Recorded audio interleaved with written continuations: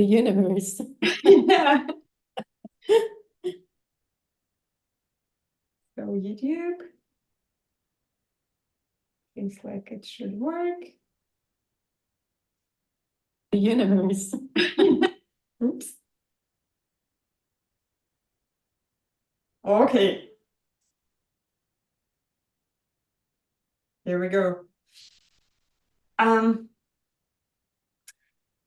I'm very happy to introduce to you Venerable Ghyalsen, my heart teacher, who's agreed to share her wisdom with us today.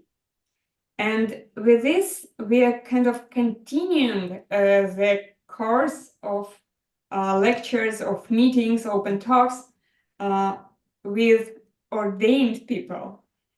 We started with Venerable Karing last month, December, yes. And now, thank you, Venerable Ghyelse, for our meeting today. That's great to have you here. And this meeting is under under umbrella of Health Studio, Мастерская здоровья. So everything we're going to talk is kind of around health. And I'm very happy to be here. Thank you for inviting me. Thank you for coming. Venerable Ghyalsen is studying Buddhism kind of more than 30 years, I guess. No? Well, yes, but not with Geshe Michael for 30 years. Yeah. Yeah. And how many years are you with Geshe Michael Ghyalsen? I met Geshe Michael in 1996. So that's what, 28 years? Ooh. Is that right? Around, yes.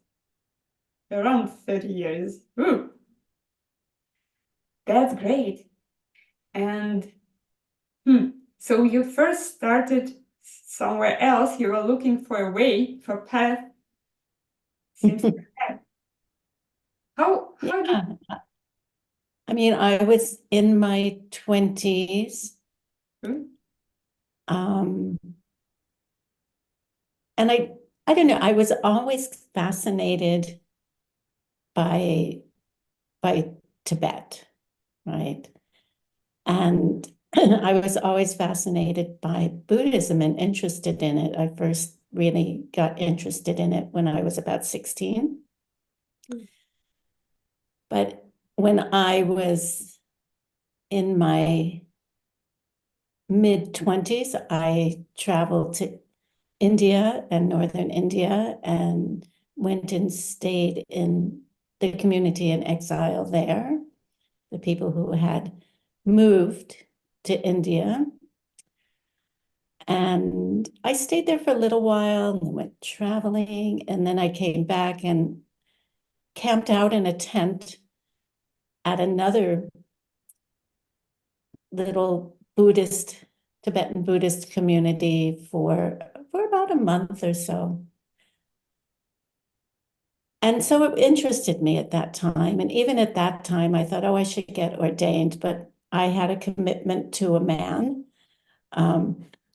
And so I kept that was my primary commitment. And so I kept that and ended up getting married and having a family.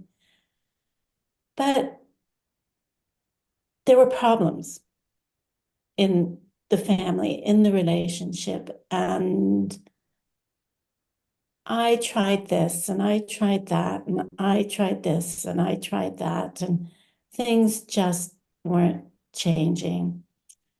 And so I turned to the Buddhist teachings and started, reading. And even when I was 16, I had read some Buddhist teachings, some Zen Buddhist teachings. But I was really tired of the up and down. Things would get better and then they get worse, and things would get better and then they get worse. And I was very tired of that. I was like, there's got to be an answer for why life is like this. What am I doing? What can I change? And when I met Buddhism, it seemed to hold the answers for me. I had looked in other places. I was brought up Jewish, but very progressive Jewish. And really, the answers weren't there for me. And I never pursued Christianity. I was never drawn that way. I was much more drawn to the Eastern religions to try and find answers to these like big questions. Why am I here? What am I supposed to be doing? Why is my life so much like a roller coaster? And so I came to the teachings of Buddhism and I studied within the Lama Zopas and Lama Yeshe's group, the FPMT, for about 10 years. I was blessed to have a small community of students of Lama Yeshe's, and we would get together on a weekly basis and study together and invite teachers to come and teach. And then a dear friend of this group had met Geshe Michael, and she said, hey, you guys need to come meet this person. And that's how I met him. So that's a little bit of my journey. Oh, great.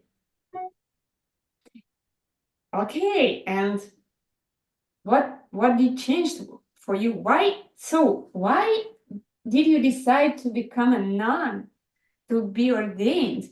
So it was kind of something strong inside of you that you decided to commit yourself to this path. I would just say it was what we call bak chak sepa. It was old seeds ripening, because when I was 25, 26, I thought, oh, I want to become a Buddhist nun. I want to commit myself to this path. But it took many years. It took many years until I became a nun because I had a family and my commitment was to my family. When my husband and I separated and we divorced, it was like, okay, now's the time. At that point, I wanted to get ordained for many of the same reasons, but more to the specific point was that I saw that I needed to totally focus on my own spiritual development to be able to have the relationships to people and to the world that I wanted to have. I didn't want to keep doing things the same way because it wasn't working. It didn't work. And so it was like, I think coming out of 20 years of marriage and being unhappy and not knowing how to plant seeds, that's not really what I was able to learn in that time. And it wasn't until I met Geshe Michael that I began to really understand how I was creating my own world and planting seeds. And I didn't want to be distracted by anything else. It's like, this is what I want to do with my life. That's interesting. And how it changed your life? Did it change your life? How it influenced your life? What it brought to you? What did it bring to you? It has brought me, I won't say it has brought me, I will say that I planted the seeds, right, to create a much calmer, happier, abundant, purposeful life. Yeah. it's given me a very clear path. I think that's, one of the things I know about myself. Like right now, I just started a diet because I am overweight. And I started a diet like 3 weeks ago. But it's very structured. It's like do this step and then do this step and keep within these lines. And for me, it's like having vows. It's like you want to become a better person, you want to have a better world, do this and do this and do this. And the whole Buddhist path is like that. It's very clearly explained for centuries. So it's like, I can just follow that. I don't, not blindly, but I can just follow it and trust it. And I trust it because I've tried it and it works. And so it's the same thing with this diet. I need to get my health better.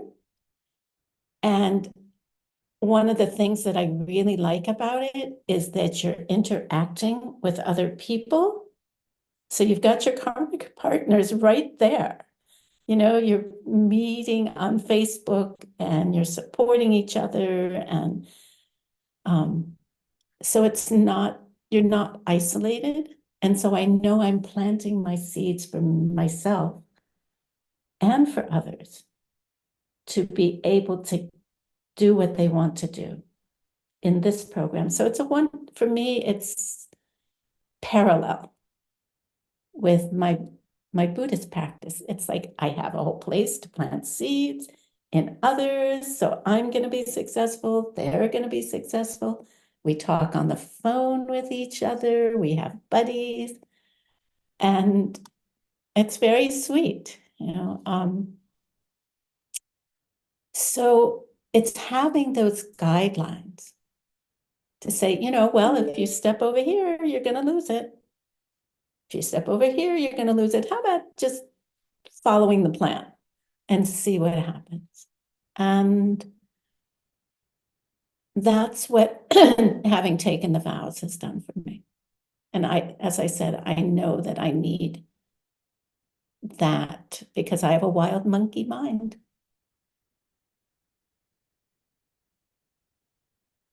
Wild monkey mind. You're practicing for 28 years.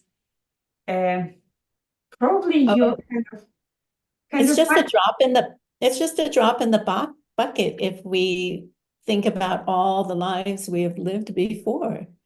28 years is just a drop in the bucket. I don't have the seeds for things to change overnight. It's hard work. You have to work on yourself. Do you find joy in this hard work? Is it pleasurable? Oh no, I really don't find joy at all. Yes, I do. Yes, I do. I mean, sometimes it's painful. Sometimes it's very painful to really look deep inside yourself and see your critic and see how you're creating obstacles for yourself and see the seeds that you've planted. Sometimes it's very painful. But what a relief, because once you see it, once you can bring it out in the open and look at it and also understand that that's not me. Those things are not me, they're parts, right? But that's not really who I am ultimately. I am not a mean person ultimately. I did something mean. Why? Because I thought I was doing the best I could. And it's what I did with the wisdom and knowledge that I had at the time, which wasn't so great, right? And it's just like, okay, I don't have to identify with it. I can regret it.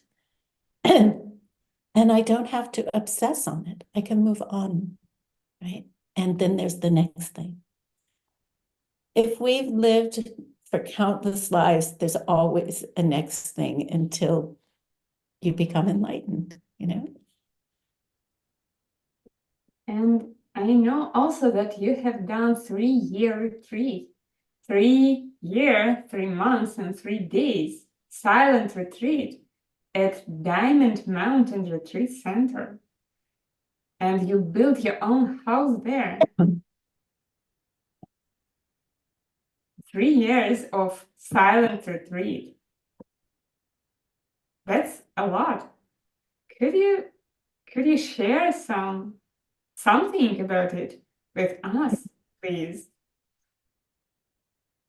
Why did you do what you brought out from there, and or Why did I do it? I love doing retreat.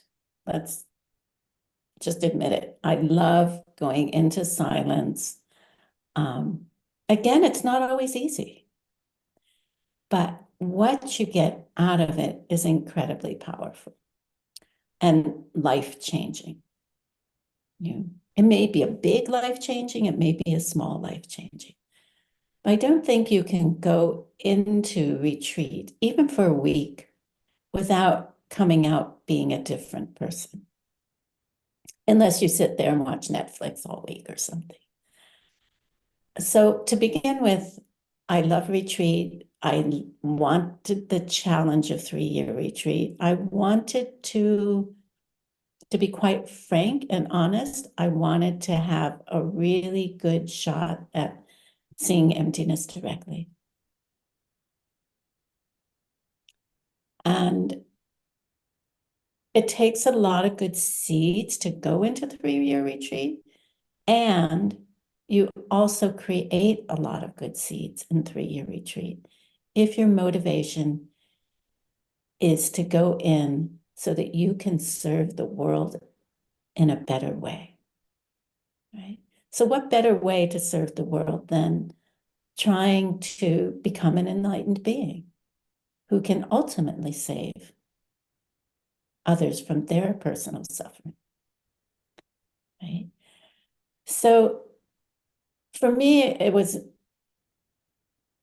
I didn't have to think about it really. Am I going to do this? What I had to think about was, how am I going to present this to my family? That's what I had to think about. When Geshe Michael and the others went into their 3-year retreat in 2000, it was like, oh, yeah, I'd like to do that. You know, so it had been cooking for a long time. And I also think because I had done many retreats, I think I started with a 10-day retreat in the Vipassana system with a group of women. It was a very safe retreat. It was very comfortable. We could come to sessions if we wanted to, or go for a walk or take a bath. It was very kind and gentle retreat. So that was like my first retreat, and I was hooked after that.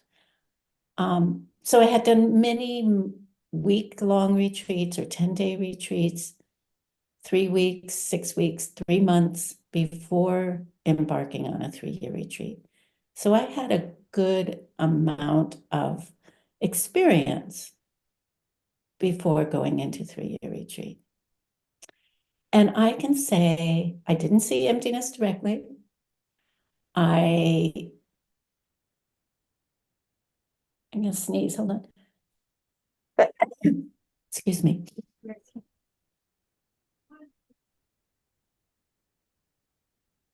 I didn't see emptiness directly. I didn't have all sorts of mystical, otherworldly things happen, but I was happy.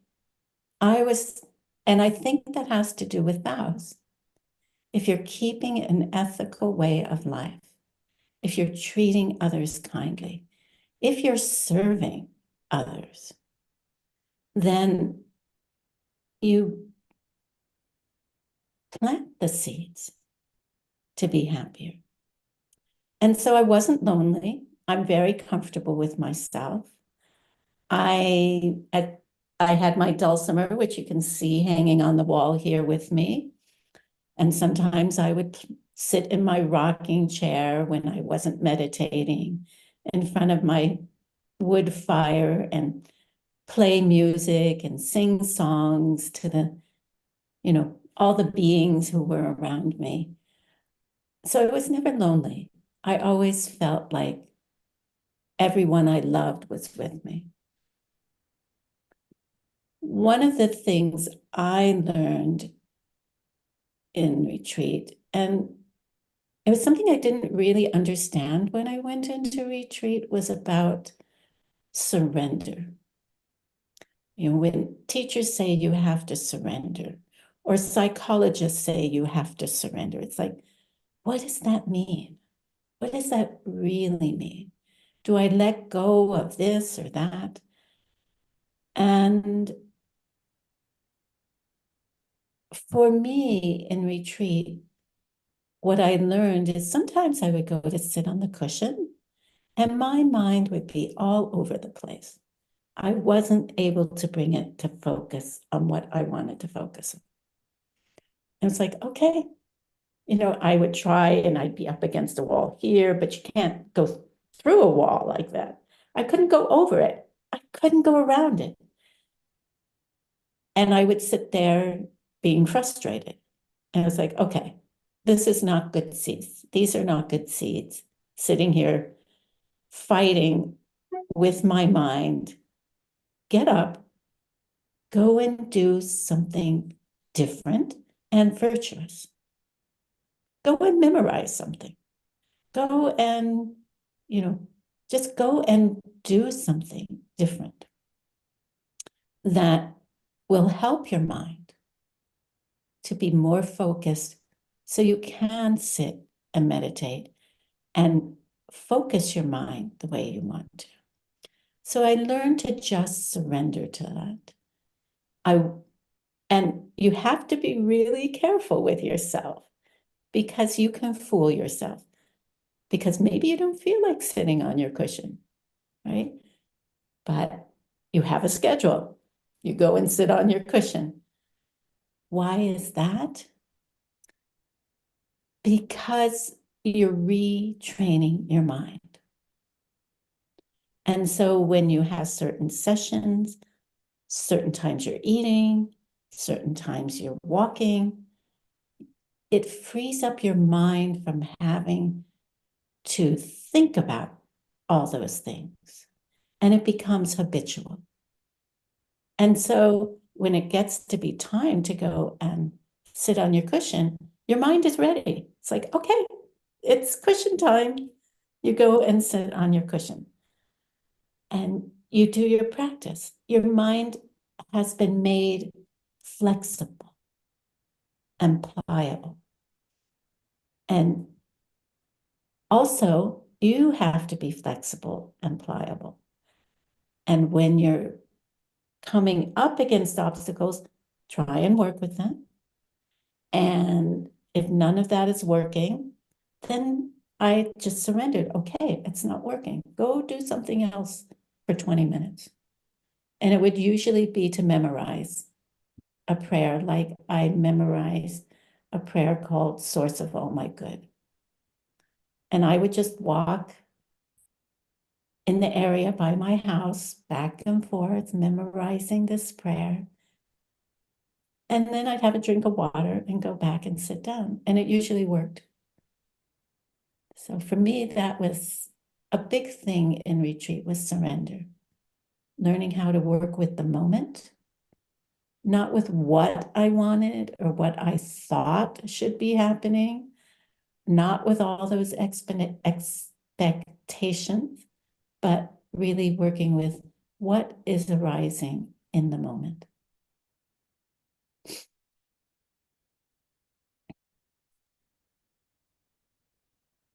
Thank you. That's important for those who is going or just thinking about their own retreat. And I'm thinking that I was gonna do 3 weeks retreat. And okay, ready. Am I ready to surrender myself? I don't know. I understand it completely. Okay, but let's go to the health things. You are using diet, and probably you know a lot of health seeds and how health is connected with spiritual way. I found that people who can't find the spiritual way, who don't know the reason why they are alive and what to do with their life, they kind of often get sick because there is no reason for their life. And it's, for me, it's kind of sad. What would you say about this? I would say yes, it's sad, and I wouldn't put, in my experience, because we have human bodies, we all get sick. I don't know if I know anybody who has never been sick, right? And some people have more sickness, some people have less sickness. And again, it has to do with seeds. It has to do with, in my estimation, in my understanding, your seeds you planted in the past of how you cared for others. I know practitioners who have had cancer and have died of it. I have a friend right now, and she has what they say is an untreatable cancer. And she has a spiritual life, and she understands, she's a student of Geshe Michael's. She understands seeds, and she understands the pen, you know.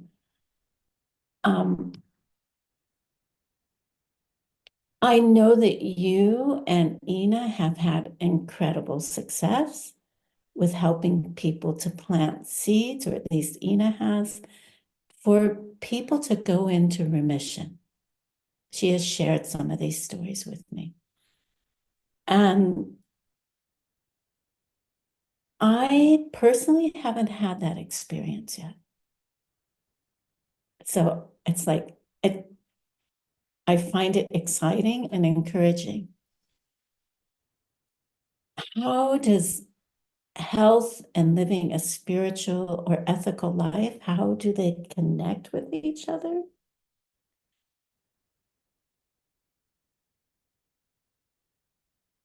If you are not harming others, then you are planting the seeds for health. And we have to take it down to very, tiny, tiny things. We also have to remember that we are part of others. That if we're harming ourselves, we're also harming others.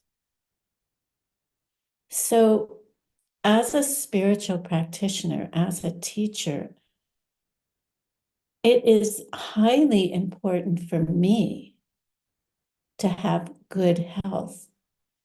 One, so I can be a good example. Two, so I have a long life and can pass on the teachings, and I can reach my goals.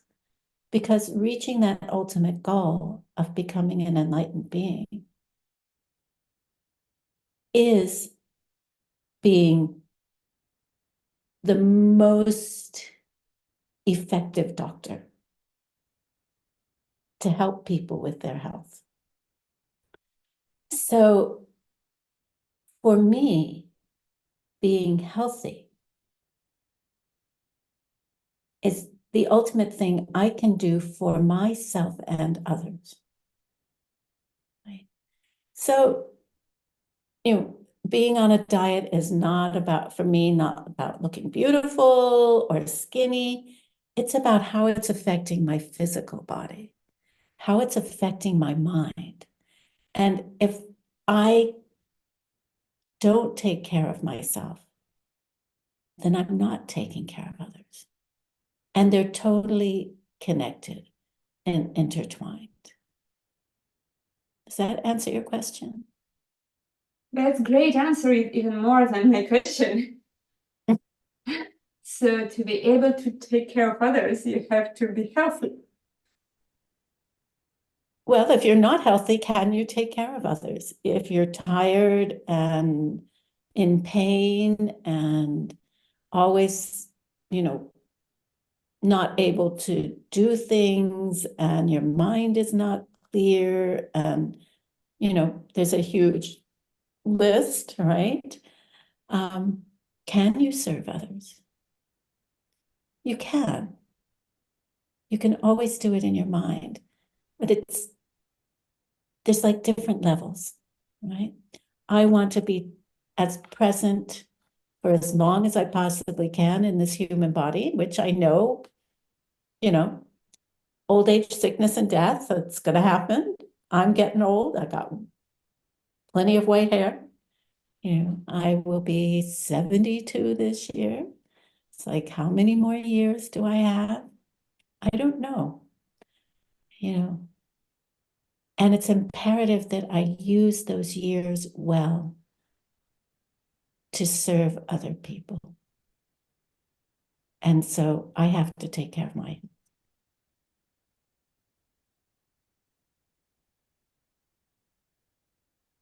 May I ask you a stupid question? No, you cannot ask me a stupid question. You can ask me a question. Okay. Why should we take care of others if there are not so much time in our life, if we don't know how long we are going to stay here in this world? Why should we take care of others? Maybe we can live for ourselves and enjoy this life. What is why Well, it's the big deal? well, if you believe in the seed system, and even if you don't, it works. Karma works, right? Seeds work. If you just take care of yourself, then you're not going to be able to be healthy because you have to take care of others. You have to plant your seeds in caring for others to see yourself having your own healthy body. So take, for instance, the old story of the last maple covered donut. If you are selfish and you go into the bakery and you see that there's only one last maple covered donut, which for me, I wouldn't care. I don't like maple covered donuts, but Geshe Michael talks about it. Or it did in the past. Now it might be something else, and then there's somebody else who is looking at it. If you are selfish and you try to get it first, then what happens is there's like this part of your heart that goes like this, right? It clenches up. It's like me, me, me. I need that for me.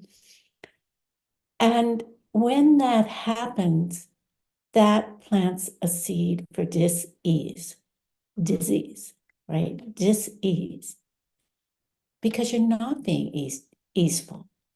Whereas when you go, oh no, you please, please have it and enjoy it, and you rejoice, then your heart is open.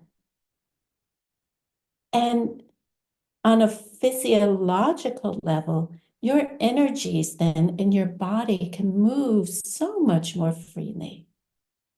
They're not tight, always trying to get things just for me. If we include others in me, no, you have it. You enjoy it, and we enjoy that they're enjoying it. Then we plant huge seeds for health. Huge seeds for health. And we have to start small. I think mothers have kind of are one step ahead of people who haven't been mothers. because they have another being that physically was part of them. And, they started out as one person, and then they have another being to take care of, and they become two people, right? Or three or four, depending on how many children you have. And I don't think dads get that quite as much because there isn't that physical connection. We can use that as an example of how we bring people into relating to them as being part of me. It becomes a bigger me, right? And so we just start small. If you don't have a family, just start with one person. I had a person in my life 20 years ago who I couldn't stand her. And we were, part of this same spiritual group together, and I had a really difficult time with her. And I thought, okay, I'm having such a difficult time with this person. I'm going to include her in me. I am going to not push her away, but I am going to plant seeds in her to bring her closer. And it took quite a few years, and we're really good friends now. We're really good friends. This was somebody who was like, oh God, I don't want to be around this person. And to be able to, rather than like, which, it even makes us look ugly, besides being ugly inside, to being open and loving and kind, it totally changes your physical and your mental body. And it is a protection for health. We have to understand where health comes from, right? And health comes from caring for others. If we just care for ourselves, it doesn't work. Does that mean we don't care for ourselves? No. As I said, we must care for ourselves. We are part of all beings, and we must care for ourselves so we can serve all beings. So they're totally linked together. They're not separate in any way. That's great. And you talked about some new, for me, it was a kind of new perspective of looking at health. So taking care of others to be healthy. That's a great thing. That's interesting. And there's the 4 steps in DCI, right? Mm-hmm. Figure out what you want, and then what's the next step? Find somebody else who wants the same. Yeah, so if you want health, what do? You find somebody else who wants health, and you work on your health together. That's why this diet that I'm doing, I think, is so cool, because I'm planting seeds in others. And I know that that will work. And I also have the support that when it gets difficult, I can reach out and say, hey, I wanted to eat that cookie today, but I didn't, because I know you guys are helping me. And I would let you down. I would let myself down. And there's no judgment. They're not going to say, oh, you were bad or something. Like they're going to go, yeah, it's hard. And we're here to support you. No judgment, which is really important, that we don't feel judged by others, because most of us judge ourselves enough. Maybe even harder than others. I think so. Mm. And what else would you recommend people who is looking for health, who came with some health issues and who would like to do it through some maybe spiritual practices or without spiritual practices, but okay, 4 steps is okay, I can do it. Maybe something else we can do to improve our health, daily practices or something you could recommend? I think, the biggest thing is hands-on with somebody else. Like taking somebody to the doctor, helping them to improve their health, and dedicating that to your health, their health, everybody's health, right? I think, we start with things in our mind, but to put them into action is incredibly important. So like I have a 92-year-old friend. I met her through a local volunteer agency that takes people shopping or to the doctor or the hairdresser or whatever. That was 3.5 years ago. So I met her at, in this, working for this volunteer agency, and we've become very dear friends. So yeah, I take her to the doctors. I help her connect with all of the medical things she has to connect with. I take her shopping. I read her letters for her because she can't read them. She has macular degeneration, problems with her eyes. She's legally blind, but she can read some things. And all of this, I have to understand and do it with the understanding of seeds. So I think action is really important. Action begins, though, with the thought.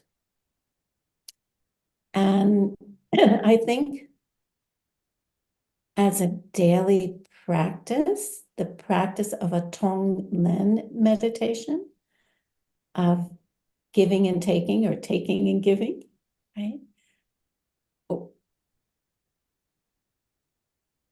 Visualizing somebody else and taking their suffering away and destroying it in our own hearts serves to open our hearts up, and we can also do it on ourselves. But I wouldn't start with yourself and then, like I've been saying, expand it to others. We know our own suffering.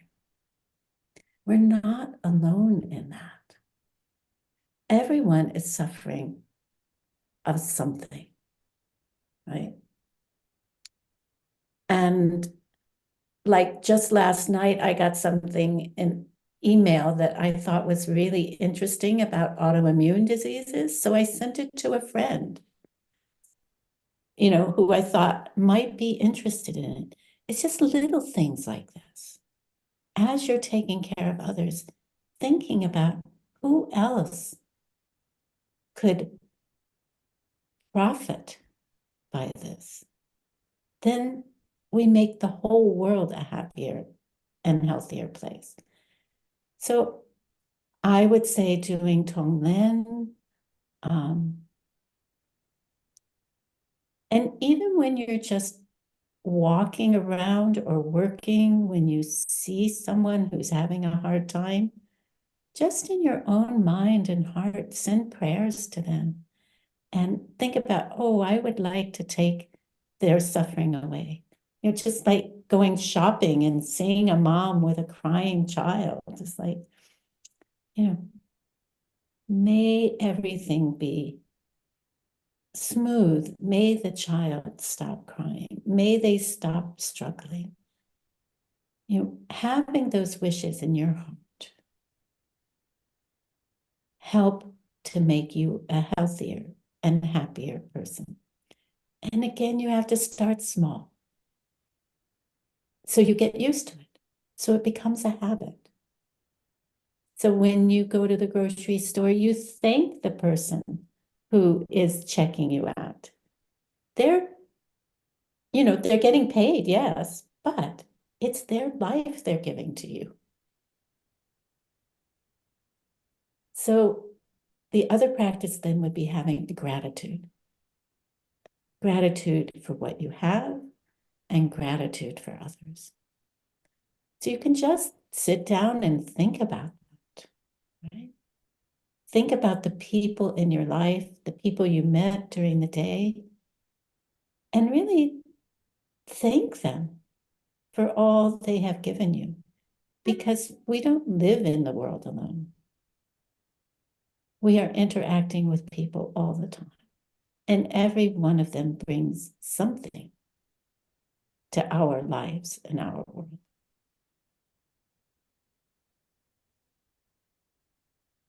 When I met you, I remember you were, so it was a Diamond Mountain, and we played a game like naming yourself with some qualities you would like to improve in yourself. And uh, it was interesting for me that you said, and your name should be connected, the same letter, started with the same letter with your original name. And your name, I remember, was Grateful Ghyelse. So you choose that one. And you were working, seemed for me like you were working on gratitude. And for me, seems like, I don't know why you need to work on it. You're perfect in gratitude. Oh, there's And always work to do. this is very important thing to develop in ourselves. Most of the time, we're looking at what we don't have, right? I need this and I need that. And we forget to just look around us. Oh, I have a roof over my head. I have food. I can walk. I can see. Not everybody has those. Just the simplest things. And especially if we're living with someone, how we take them for granted instead of being grateful that they are in our lives. We see things we don't like about them, and we focus on those rather than the things we like about them and the things we're grateful for. And so we have to fight this habit. This habit that we're unhappy, because we want things to be different. Yeah, I would like things to be different, and this is what I do have. And how can I plant the seeds? I planted the seeds for the things I like. What were they? How did I do it? Let's plant the seeds for the things I want to change. And that's the way it works. But if we always focus on the negative and we're not grateful, then we begin to put ourselves into a box. And then we get disease. Yeah, we got sick because we are not grateful. Yeah, because we're restricted in small box.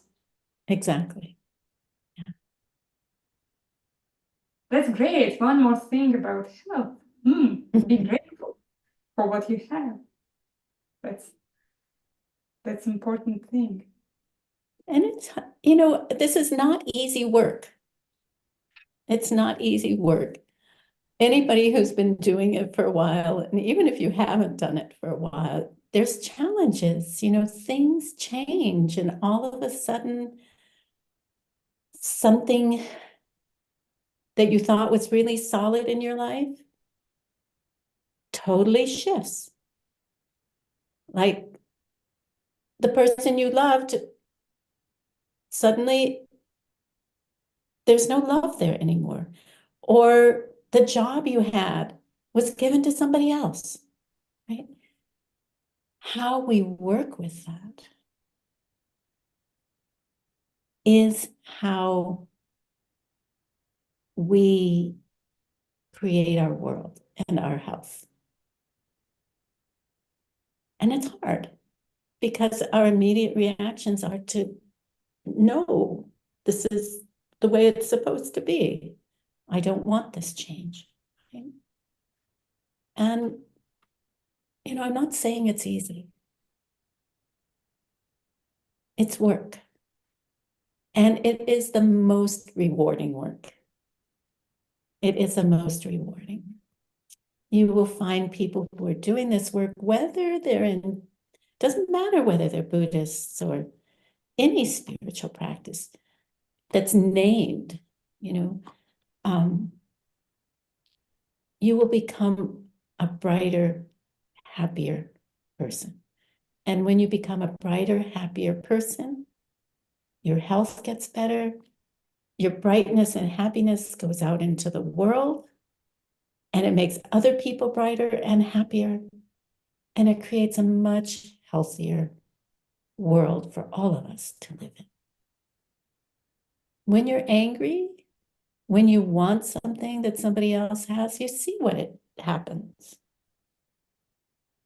Even in our little families. But when it gets bigger, we see it in wars. We see it in gangs running countries. We see it, all over.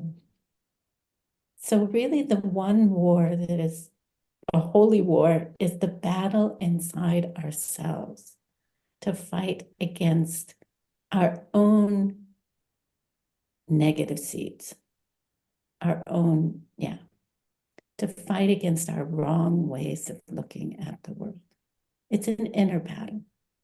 And it's an incredibly, what's the word I want? It's a very fulfilling battle to fight your own negative emotions, right? And when you do, you come out on the other side a much happier person and a much healthier person. There is a connection between the brain and the body, right? And when you have an unhappy mind, you are definitely more susceptible to becoming sick. And so the happier we are, the more we understand about seeds and planting them in others, the more we can influence our health. Now, as I said, I haven't seen anybody in my life be able to stop all of their sickness. I haven't seen anybody who has been able to stop their death. But death is just shedding this impure body, right? We were born with bodies that are prone to falling apart. If you were born, that's all death is, right? It's getting rid of this body that doesn't really work, right? It's got its aches and pains, it gets sick, you can't see, you got to get glasses, your teeth get cavities, whatever it is. Right? And yes, we need to keep it healthy. Why? So that we can serve others. Because that's the ultimate thing that will keep us healthy. That's why the 4 steps are so important. That's why Tonglen is important. That's why gratitude is important. And it is all taking care of yourself, but not at the expense of others.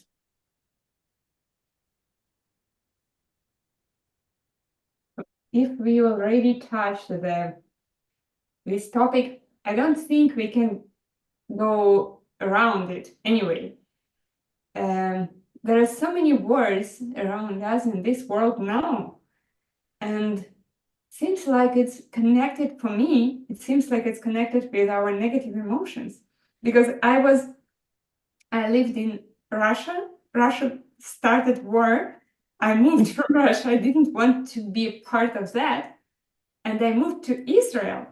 And there is a war in Israel now. So nothing changed, actually. So something changed, but it seems like I'm scared of moving to another country because I can bring war with me until I clean Yeah. up the seeds. Yeah. And when will you know when the seeds clean up?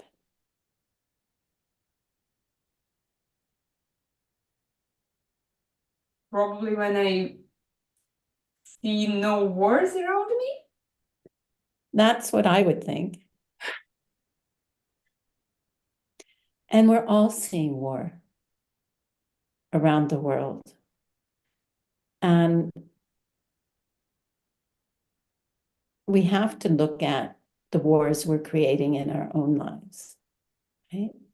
The arguments we're having, and my point of view is the right point of view, you know, and how we exclude other people. And it's our collective seeds as the humans on this planet to be seeing wars. And it's not just our negative seeds, it's our misunderstanding of seeds and our misunderstanding of how things are created. And so that goes much deeper. And until we can, if we truly understand the seed system, that we are creating our world, then it's our seeds that we need to change. Just because you moved from Russia to Israel, you're one of thousands of beings, right? And there's a collective seed for this to happen. And I would say in the world right now, it's on the brink of a bigger war happening in the Middle East. And we have to work really hard in ourselves to stop our own little wars that we have with people in our lives. So you have to look at that and question it, right? I don't live in a country right now who is at war right now, right? I've never lived in a country that was at war. I have that karma. I have that seed. Seeds wear out. It could change today, for that matter. And so we have to also continue to plant the seeds of kindness, of caring for others, and accepting others, and not fighting over, like little children, who gets to play with the toy, right? It starts with us, yes. And seeds grow. But that doesn't mean to beat yourself up and blame yourself for the wars that are going on. Know that you have the power to change it. It may not, and it probably won't change overnight. At one point, it will change overnight, but it may not be today. It may not be in 5 years. We don't know when our seeds will ripen. But we need to keep planting them. If we don't water the garden dies, right?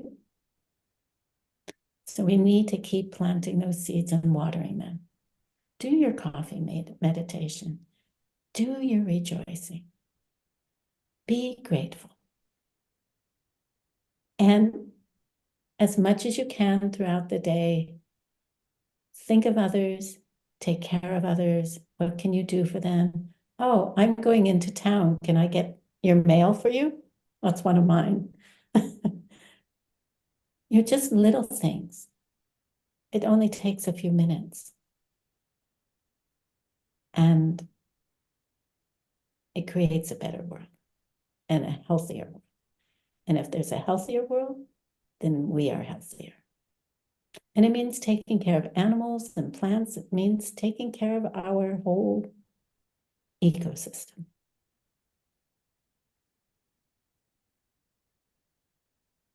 Thank you very much for these precious advices. Because we think, okay, it's going on there, I cannot do anything. But this point of view is bringing us opportunity to change something, to do something good. We have power to change our reality.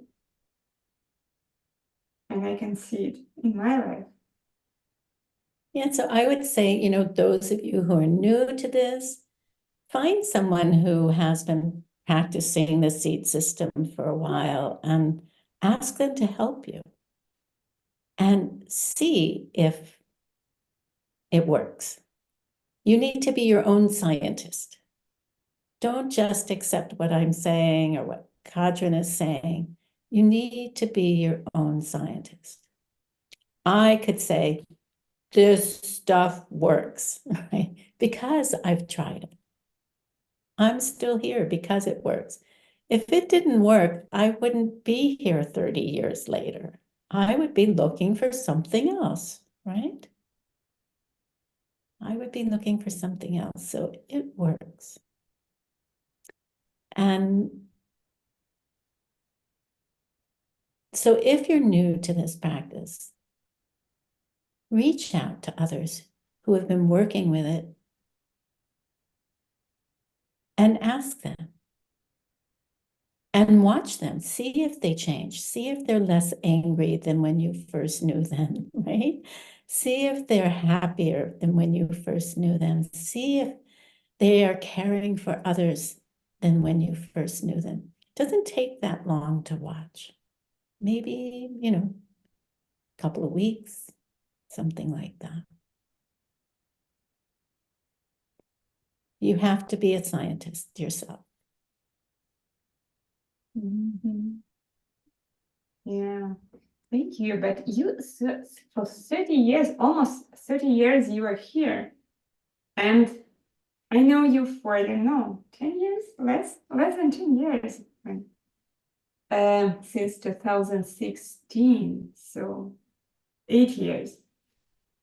And I know that you have been living at Diamond Mountain after your 3-year retreat. Let's go to your life. It's kind of your spiritual path meeting, talk. And I would like to open you to others, your life, your stories to others. And maybe you have some personal stories about regarding your life and your spiritual path you would like to share with us. And you spend a lot of time at Diamond Mountain. How long? 11 years, yeah? Something.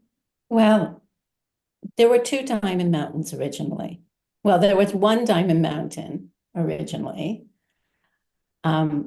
What got to be known as Diamond Mountain West, where Geshe Michael and 5 other people did retreat. And it was about maybe 100 kilometers west of where Diamond Mountain is now. So that was the first Diamond Mountain.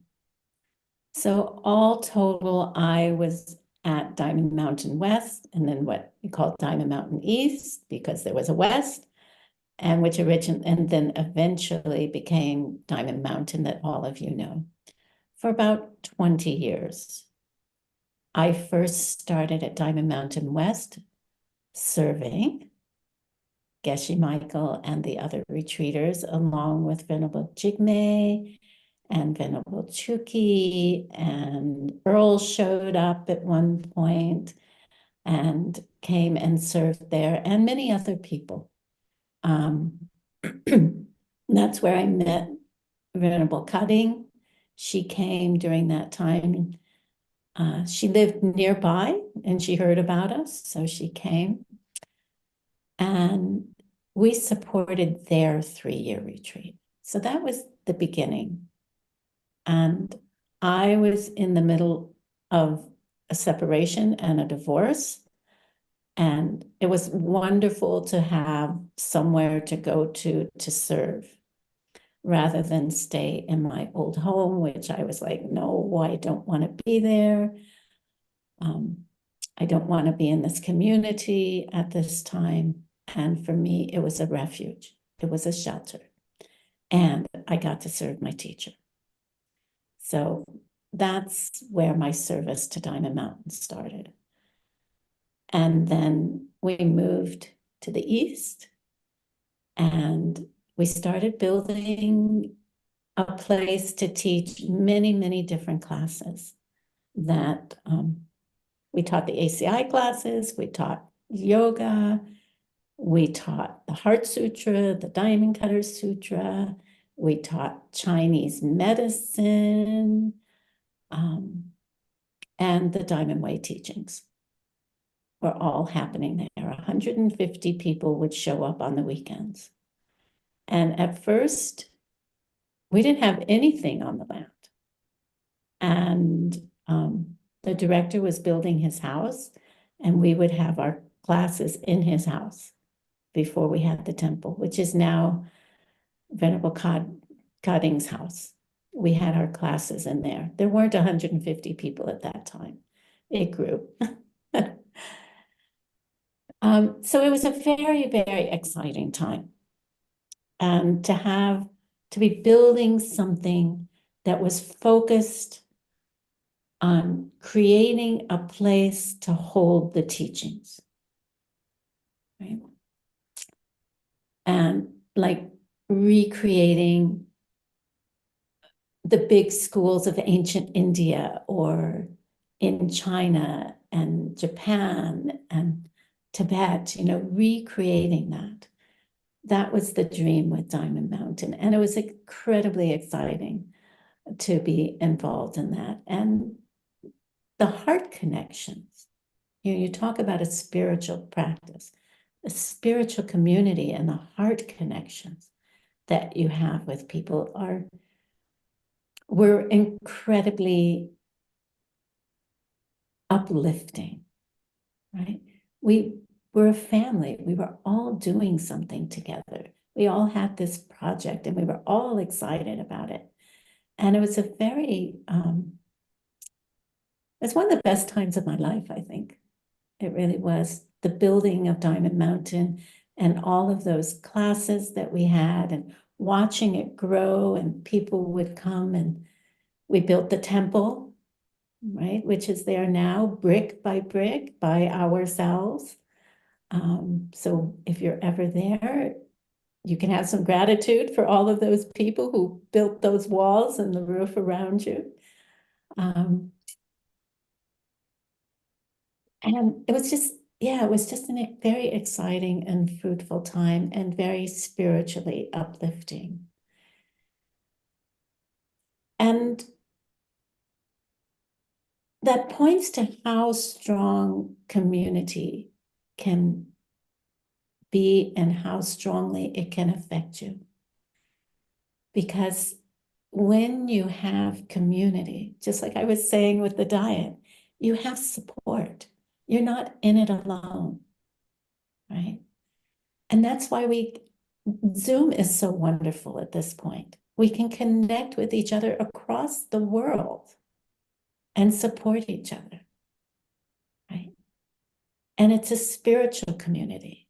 And you can come and, you can see somebody here and you can say, meet with them. It's like, oh, I'm having a really difficult time with this. Can you help me? Right? Or, hey, let's do this together. We we were having fun, doing fun things, doing spiritual things, right? And that's what we're doing here. And that's something to really rejoice in as well. So Diamond Mountain grew. It grew from one house that the director built to a temple, and then the Stumps built a house there, and they moved there, Sarani and Sumati. A lot of us lived down in town, in the town of Bowie. We rented houses. A couple of people bought houses, and we lived in town and would commute up to Diamond Mountain. There was a trailer, not a trailer, but a prefabricated house, right? A modular home, as we call it here, on the land, which was called the caretaker's house, and also an 100-year-old plus building made of adobe bricks, which was the main home on the property when we bought it.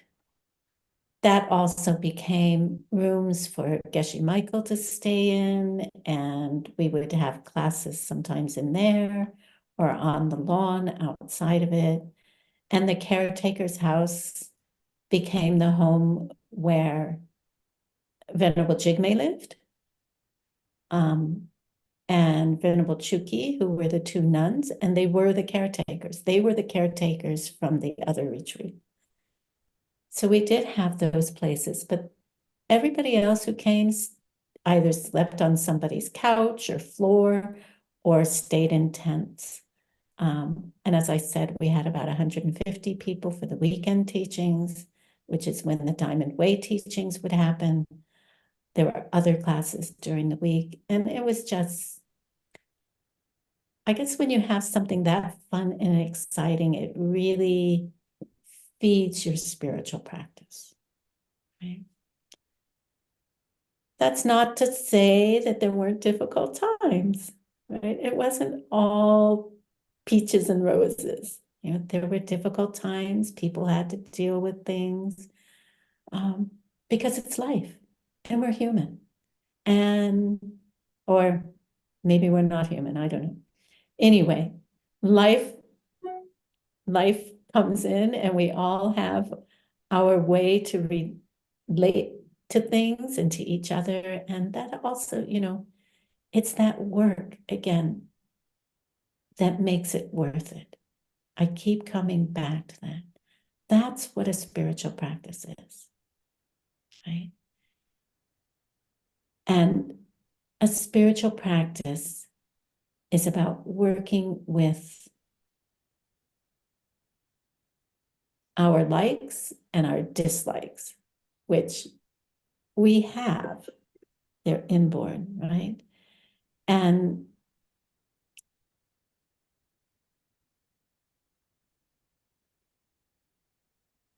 by following an ethical life, by following the whatever, you know, guidelines you have, helps us to learn and examine our likes and our dislikes. It helps to tame our minds. And that is what a spiritual practice is about. It's about taming our minds. So I don't know, you know, what more there is to say. I loved serving at Diamond Mountain. I'm not a city person. I loved the quiet and being out in the middle of nowhere. And then at some point, I felt it was time to go back out into the world with all of that I had done, with, you know, serving the first 3-year retreat, going into my own 3-year retreat, teaching at Diamond Mountain, supporting Diamond Mountain when I got out of retreat, being one of the staff there. I then trained as a spiritual what's the word I want to use? A spiritual partner, kind of what a chaplain is in Christianity. And it was like, okay, my world is too small at Diamond Mountain. People come 3 times a year, maybe, and there's a few here and there, but I need to go out into the world and serve the world in a bigger way than I could at Diamond Mountain. So I left Diamond Mountain almost exactly 4 years ago today. It was 4 years ago in February, like February 6th or 12th or something like that. So I don't see a separation between my spiritual practice and my life. They're one. My life is my spiritual practice. So I don't know quite what you want me, what you were thinking about, or Thank when you you. asked me to talk about my spiritual practice at Diamond Mountain. It's all about serve, serve, serve, right? Just serve. And serving doesn't mean helping. Serving means putting yourself in the other person's shoes and seeing what they would like, not what you think they would like. Of course, you are thinking what they would like, but it's very different than helping. Helping is you have something that they don't have, right? And you're going to help them with it. But serving is, how can I support you? What can I do that will make your life better? How can I serve you? So cook that. What is the difference between serving and helping? Helping kind of says, I know something that you don't know. Serving says, you know everything, you're whole. How can I serve you? It's an art. Like if you go into a hotel, they might say, how can I help you? But they're looking at, how can I serve you? Oh, she's struggling with her suitcase. They don't even ask. They just go and do something. They serve you. Really good people in hospitality know how to serve, not how to help. And it's an art. And like everything else, it's a practice. And you practice to perfect it, right? You practice to perfect. And so that comes right back around to caring for others, which improves our own health and the health of our world. They're not separate. Serving is an art. Okay, that's a When Diamond Mountain first began, Geshe Michael said, you come here to serve and learn. You don't come here to learn to serve. So the serving comes first. And that really, when I met him, has been my focus. I served the first 3-year retreat. I served building Diamond Mountain. I, went into 3-year retreat to serve other people. Some people will say, isn't it selfish to do that? Even your own mind might say, isn't it selfish to do that? To leave the world for 3 years, to leave your children and your parents, and it's the highest thing you can do. But how to explain that to them is a whole nother story. And then when I got out, it was like, okay, how can I serve? And so I served at Diamond Mountain, and my life is about service. I'm still serving. And that's why I'm here today with you. Amazing. Thank you so much for all your serving. Thank you. We have a question from Natasha. Would you like to go through a question? Sure. There was another one I saw at some point. Yeah. Oh, no, it was from Natasha. Yeah, Natasha is asking, what is your favorite thing to rejoice in?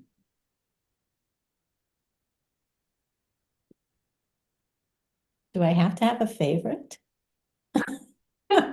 Yeah. To me, that, I don't know.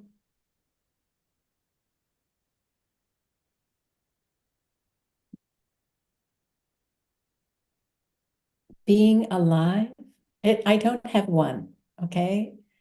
Being alive, having the upbringing I had, having the parents I had, and everything that has happened in my life that led me to meet Geshe Michael. And everything that has happened since I've been a student of his. So there's not just one thing. It's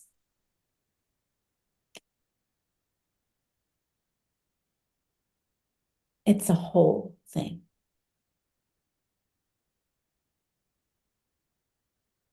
Yeah. People asked me to say thank you for your teachings because you teach a lot now. And we have some classes with you, just started a course, and people just said, "Oh, it's so beautiful. Please say thank you to Ghyelse. She's amazing." And I think it's some kind of seeds to say just kind of normal things, but people see it as something beautiful. And you have a wonderful skill to touch people's hearts. And it's something not many people have. You can I touch. would just, it's seeds and it's my mama, you know? How do you do it? Anything good has to be my past seeds and having an incredible teacher. Yeah. And maybe being dedicated to your teaching. And maybe.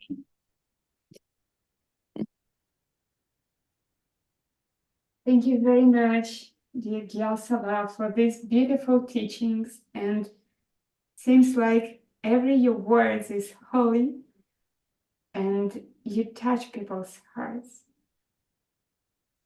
And probably can learn how to do it from you. So before we end, let's take a moment, right? Think about yourself and one other person.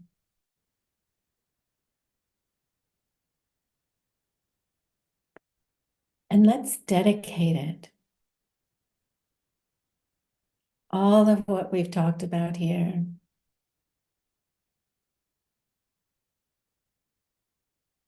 to your health,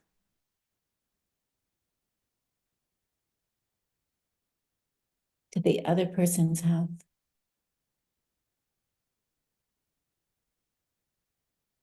to the health of our planet,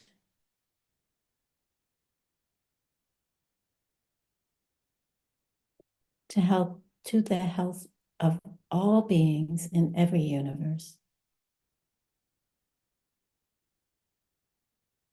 Just send that energy out from your heart. And imagine your body being strong and healthy, your mind being strong and healthy, which of course brings happiness out to every being. Let's just stay there for a moment.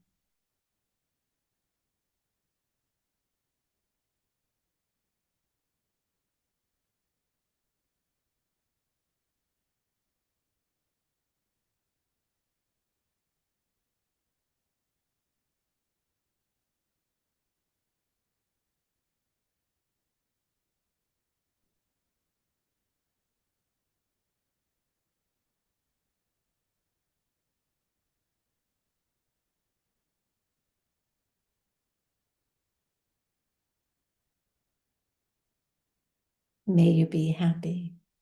May you be healthy. May you become wise. Thank you.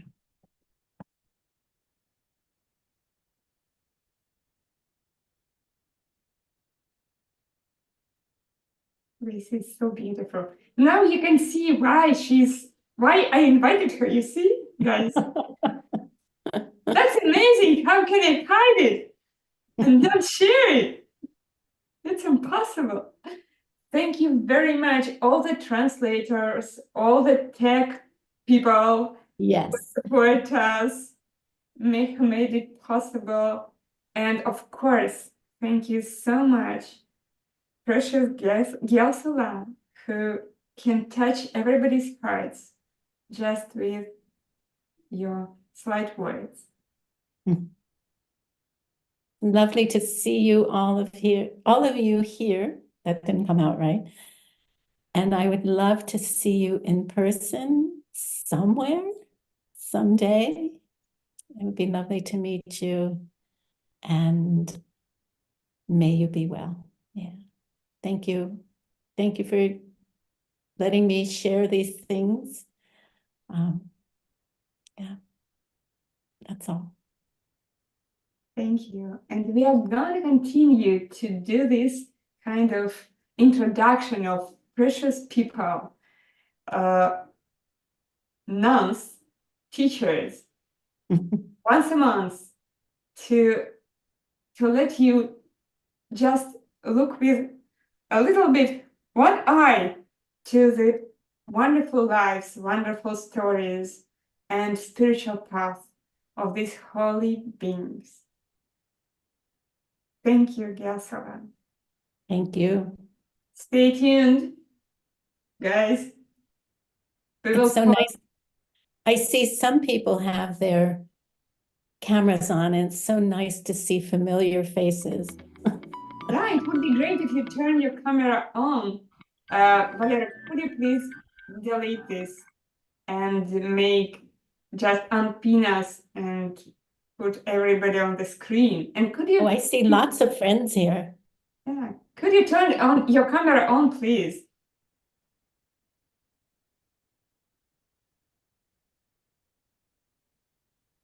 Thank you. Thank you.